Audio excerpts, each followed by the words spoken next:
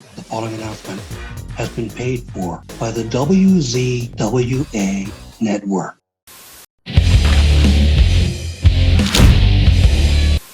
Hello, everyone, and welcome to the WZWA Network, and welcome to my review show here of NXT Vengeance Day from February 4th, 2024. It's a PLE, bro. It's a PLE. It's one in an actual arena, and those are usually the best ones.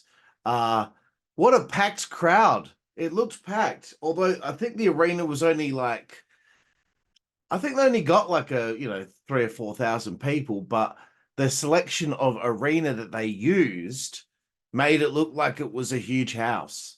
So really cool to see that.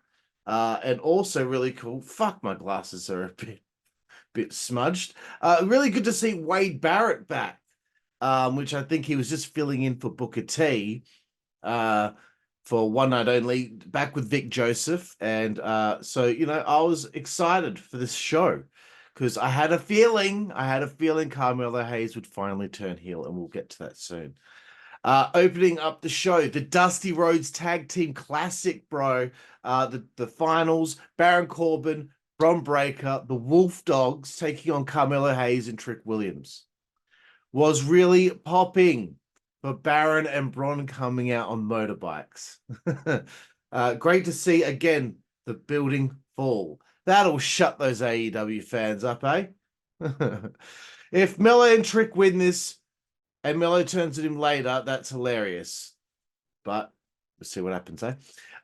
Thank God it's a PLE and there's no commercial breaks. One of my biggest pet peeves of NXT is someone gets knocked to the outside, and then we you're going to commercial.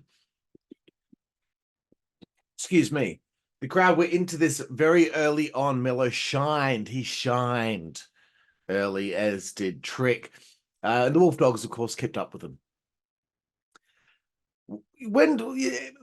If you're watching this review, in the comments, when do you think Bron Breakker's going to finally leave NXT? He's been there a while. He's accomplished enough. Well, are they going to win the tag titles? I don't know. Loving the constant tip of the hat to Bron's uncle, the big bad booty daddy, with the push-ups from Bron Breakker. Heat on Hayes. He got a hot tag. And this is a future star here, Trick Williams, man. Got to be honest. Props to the referee also for keeping up with these very quick men. Great reversal of the spear from Bron into a lung blower by Carmelo Hayes. Bron German suplexes Trick Williams whilst Trick Williams is holding on to Carmelo Hayes, which therefore makes Carmelo get fall away slammed. Then Baron, right, goes off the ropes. Bron assists him, and the dive that Baron Corbin did to the outside, I didn't think he had it in him, but he pulled it off. Bron and Baron won the Dusty Rhodes Classic here after Trick almost got copped with a spear, but Hayes took the bullet for him instead to enlist his trust one last time. Trick was just too late to stop the pin. New Dusty Rhodes Cup champs, bro. I'm really sorry that I'm thirsty. 14 minutes, 27 seconds. First complaint. Do you notice what I mean when WWE plod along with their PLEs? Because the NXT show every week is quick and snappy. But when it's a PLE, they add all these video packages after the match. And it's just not necessary. Like, I get it. You're trying to promote some things, whatever. But can't we do it in a quick amount of time? It just took too long. I'm there skipping. If I was watching this live, I'd be getting quite frustrated. Anyway, coming up next, no disqualification match. Joe Gacy taking on Dijak. This will be a wild one, I knew from the outset. I would have put this on later, so it was a palate cleanser. Gacy really needs to maximize his minutes out there, sassafras. That Joe Gacy got to maximize those minutes because he hasn't been in a spot like this in a while.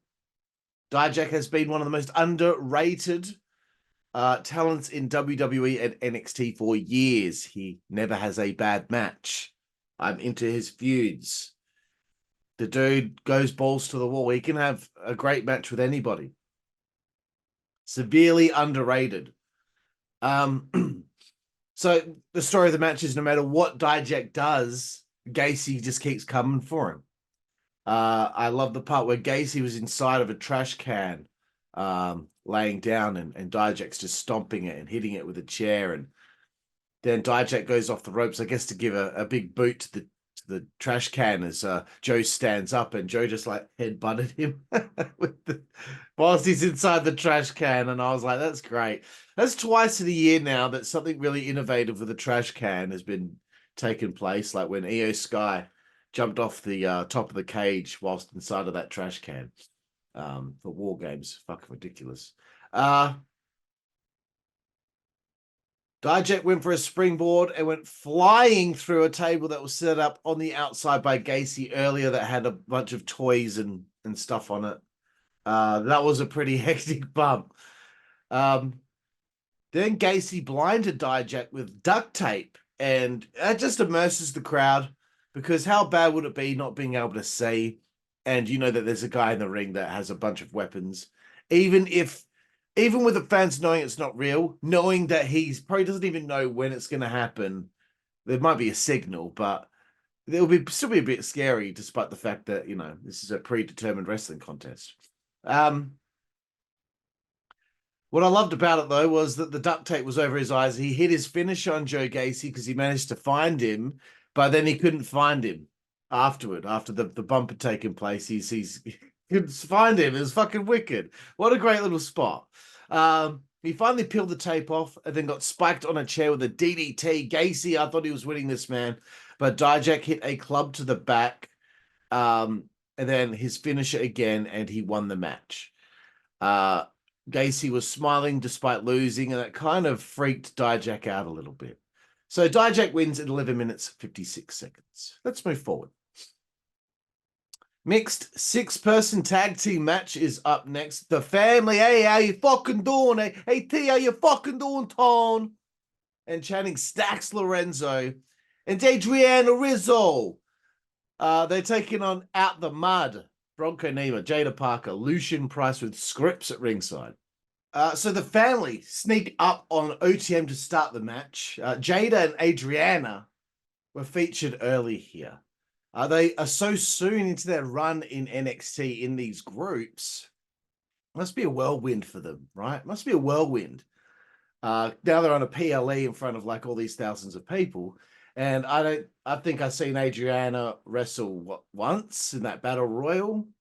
Maybe I saw Jaida wrestle in the women's breakout tournament. The match probably went like 3.5 minutes. So to go from that to this must be pretty cool.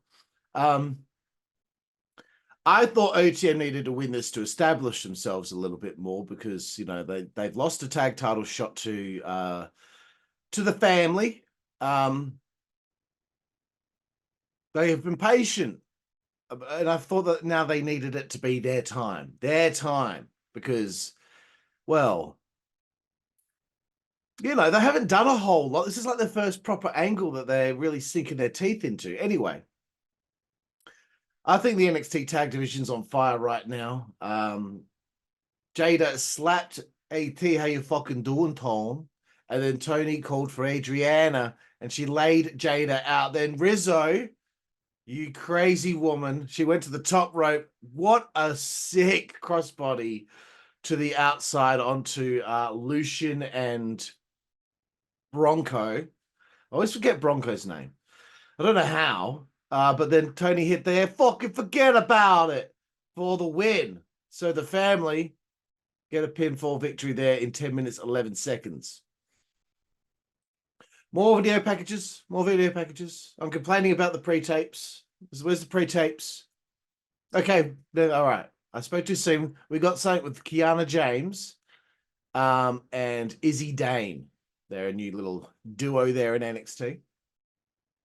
They're going to target Kalani Jordan. And the only change to the segment I would have made was them drinking rosé, not... They had wine glasses, but look like they just had water in them. So they're going to target poor little Kalani Jordan because she's been mentioned to be the future of NXT. And they just can't have that, you know, especially considering, you know, Kalani's clearly a nice, happy, bubbly young lady. No, we're going to have to ruin that for her. Carmelo and Trick are backstage, and Trick asked Mello about taking the spear for him in the match. And then, you know, Mello just showing that he just want to support his brother, man. You just want to support him, man. He's so full of shit. He's going to turn on him. We know it. We know it. And then he said he wanted Carmelo to be at ringside for his title match later. Coming up next, WWE NXT Women's Title match here. Lyra Valkyria taking on Roxanne Perez. I was like, oh, I feel title change here. I don't know why.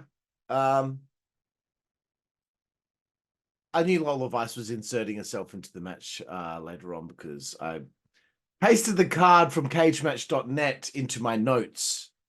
You know what? Suggestion for cagematch.net.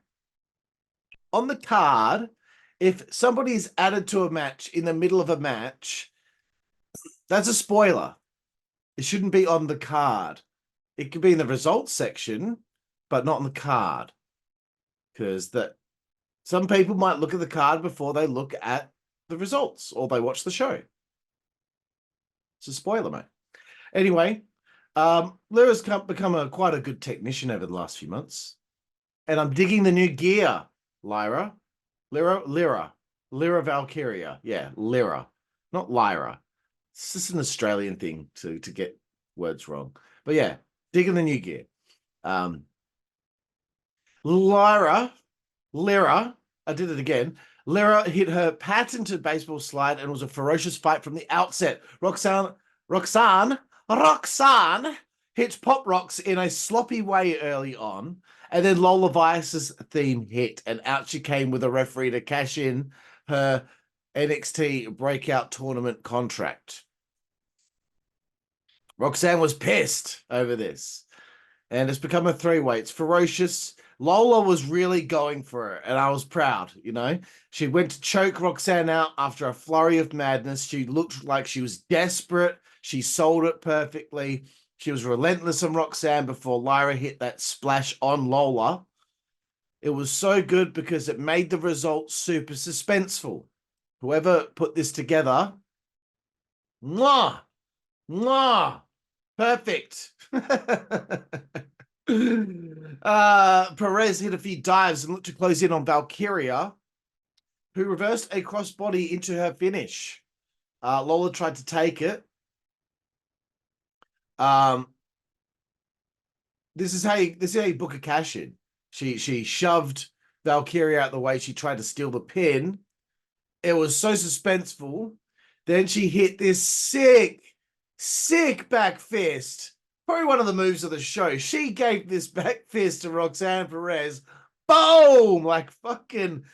I was like, that should be her finisher. That was unbelievable. Like, I'm talking like better than Eddie Kingston. Like, seriously, I'm not just saying that to pick on him. That back fist was fucking wicked. 2 count on that. It was so suspenseful, but then Tatum Paxley again got in the way. Sorry, I forgot to mention earlier when Lola ran out, Tatum tried to stop her and grabbed the contract, but then she got a spin kick to the head for her troubles. So then, yeah, Tatum got involved after a Pop Rocks.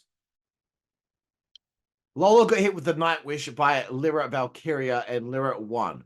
What a whirlwind to end that matchup. I was really into that. Still NXT Women's Champion, Lyra Valkyria, 13 minutes, 30 seconds.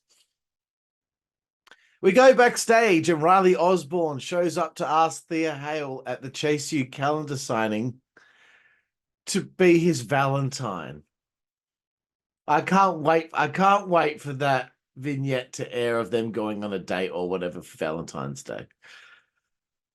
It's like it's going to happen with Lexus King because he's been a little creeper at the moment. Vignette then airs and it's super mysterious. No idea what it was about, but I love stuff like that because at first people are like, whatever. I'm sure it's going to be something interesting. And then it's something really cool. Maybe it's Okada. Never happened. WWE NXT North American title match. Oba Femi takes on Dragon Lee. So I can't wait to see Femi dominate here, although he's going to give Dragon Lee a little bit of this match because he's on the main roster.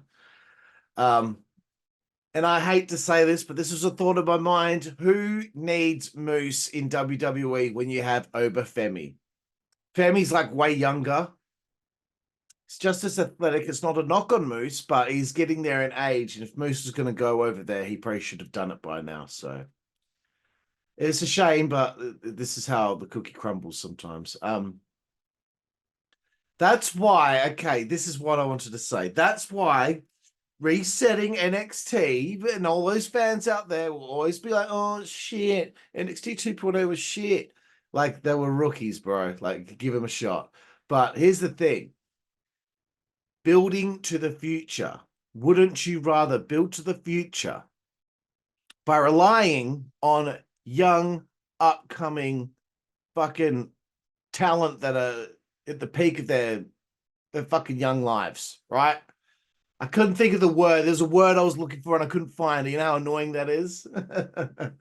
Blue chipper. That's a bunch of blue chipper college athletes coming in and they're getting it, dude. They're getting it.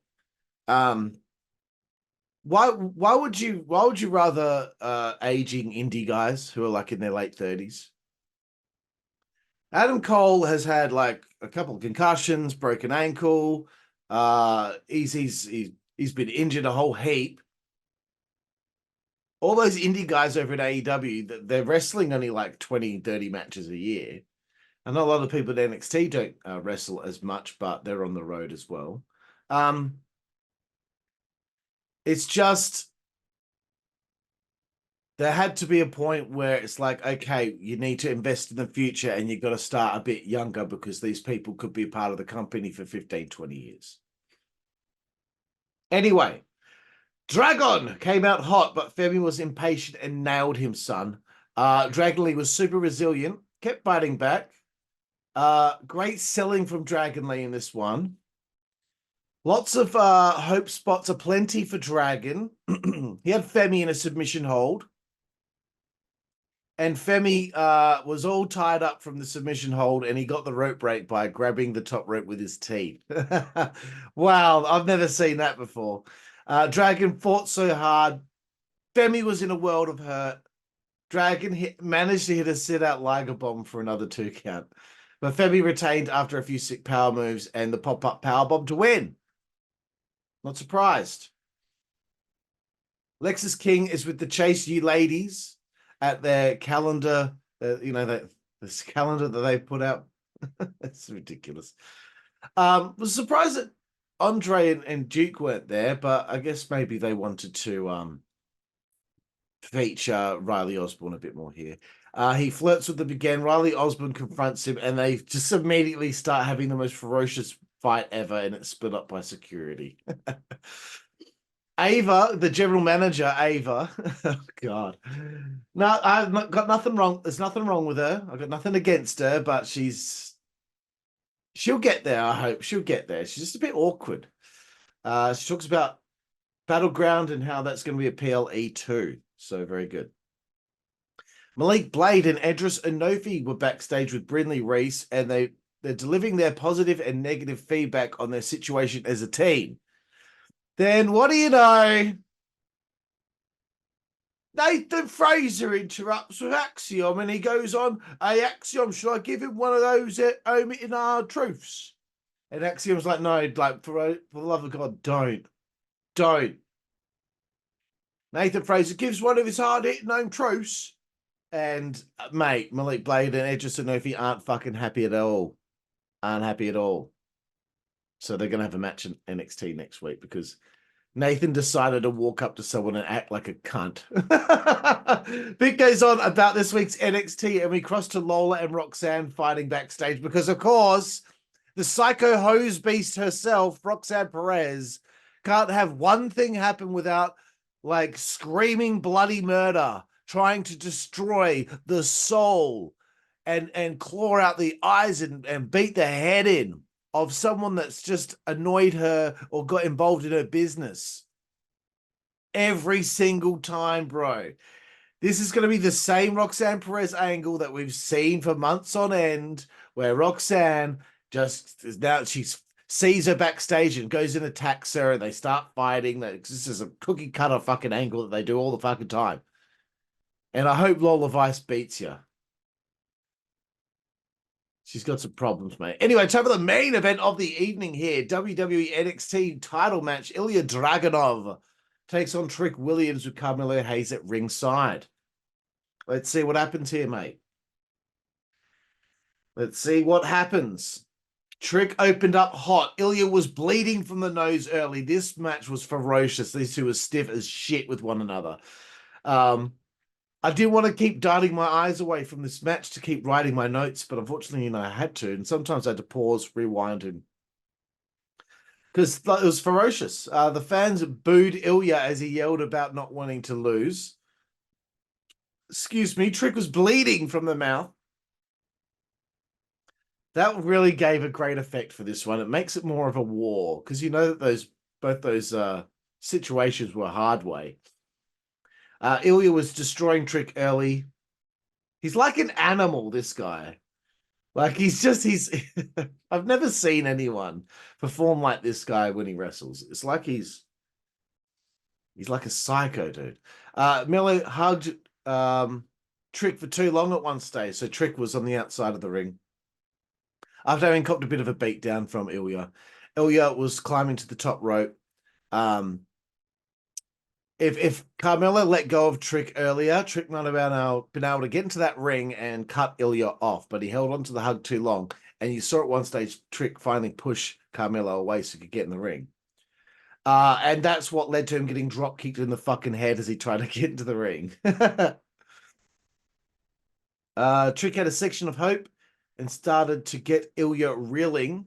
He laid into Ilja, but then he fell to the outside. More suspense, bro. Eventually, Trick hit a bookend off the ring apron onto the floor. Fuck. Carmelo got in Ilja's face at this point. Ilja clocked Melo. Melo hit Trick in the knee inadvertently when he got clocked. Such bullshit. Carmelo's face. He couldn't believe what had happened. Trick still kept fighting despite it. And he hit an H-bomb of his own. I'm sorry for the blow-by-blow account here, but I'm telling you about how suspenseful this shit was. Trick kept fighting despite it. He hit an H-bomb of his own. Trick went for his knee and got a powerbomb. This is such a harrowing fight like only Ilja can be a part of. Melo was shocked at Ilja kicking out of a H-bomb. Trick was so close to winning after hitting a gyro kick. Melo got involved again, and it ended up with the referee getting nailed by Trick. Trick hit the big knee. The crowd chanted to 10. So if Melo didn't get involved and didn't have that referee get in the way, the referee wouldn't have copped anything. Referee would have been knocked out. Trick would have won the belt. Love it. Huge reaction from the crowd here. Ilja and Trick, okay? Trick went for his knee. Ilja went for the Torpedo Moscow at the same time, and they boom collided. But when they collided, the Torpedo Moscow had done the damage necessary, wiped Trick out. Ilja managed to get the pin. What an insane finish. Insane in the membrane. Insane in the brain. Wow. 9 out of 10 for the show. 9 out of 10. Not even done yet. Melo gives a pep talk to Trick after the match and then finally turns heel and attacks Trick as they're about to go off the air. Melo grabbed a chair as the fans had their hands over their mouths. I love it. Melo works on Trick's knee relentlessly with a steel chair. Melo sat on the chair and talked trash. The crowd chanted, "Fuck you, Melo." And Melo sucks. Oh, it was actually at the same time. Like two parts of the crowd. One wanted to say fuck you and the other one say he sucks. Melo blamed the fans for what he did as we go off the air. Way better than the Royal Rumble. Every match had so much drama. 9 out of 10, 9 out of 10, 9 out of 10. And that's saying so. It's the second 9 out of 10 show I've had this week. MLW, with their latest show, Super Fight, I gave that a 9 out of 10 too. We finally got the Carmelo Hayes heel turn. The suspense was in the air for all the matches. NXT, in my opinion, is better than the WWE main roster, and Vengeance Day 2024 proved it. The writing is better. There we go. There's my review of NXT Vengeance Day from February 4th. Hang on, you know what? NXT Vengeance Day 2024. I feel bad that I didn't even mention it was at the F&M Bank Arena in Clarksville, Tennessee. That's my OCD coming in there. February 4th, 2024, NXT Vengeance Day. Thank you for joining me here, and please continue to support the WZWA Network as we head into a time period where we are about to rebrand with a different name. Thank you very much. See you down the road. Thank you. How many times do I have to say thank you? Network, that's the way we play. Good God Almighty. Network, that's the way we play. Get puppies. Network, that's the way we play. Get. The following announcement has been paid for by the WZWA Network.